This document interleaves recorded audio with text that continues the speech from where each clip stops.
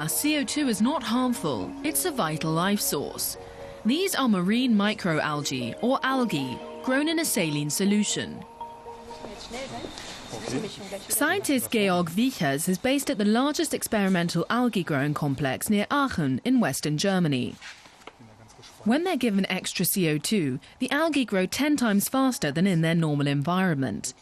And they even thrive on power plant emissions.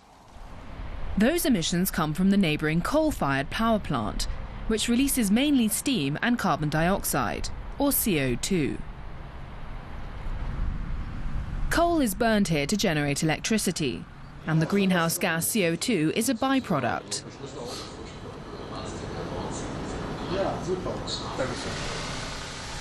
Scientists recently began diverting the gas from the 200-metre cooling tower.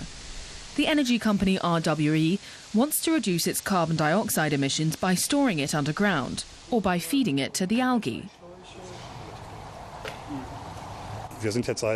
We've been operating for around a year, and we already have initial results.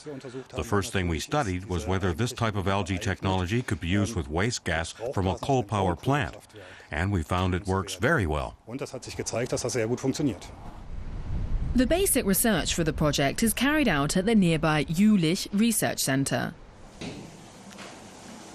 Biologist Ulrich Schur wants to know at which point the process becomes economically viable. He studies how much CO2 the algae absorb, which conditions are best suited to growth, and when they have to be harvested.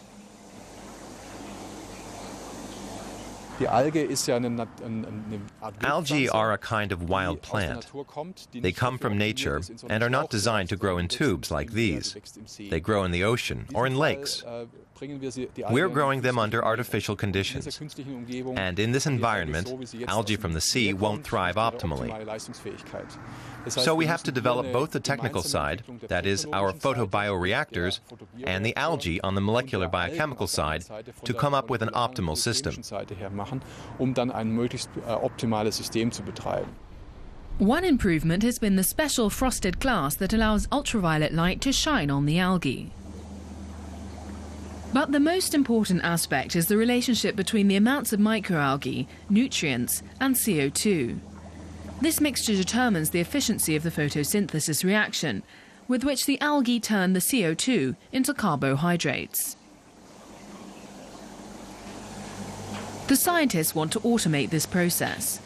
Because of the sheer mass of algae, they require a computer to control the parameters.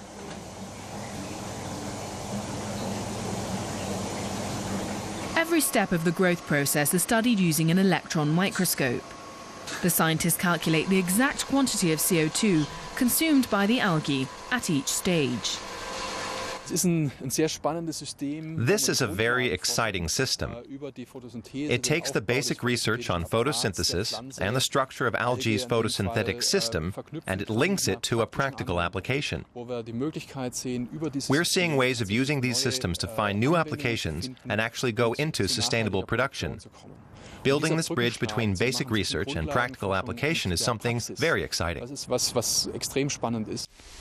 This process will never make the power plant carbon neutral. The amount of algae required would be simply too large.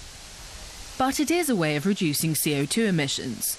And if the CO2 from the smokestacks is carefully scrubbed, the algae themselves could be used as biofuel, as biomass for building materials, or in nutritional supplements. The greenhouse complex the company has set up next to its power plant grows enough algae for a host of possible applications.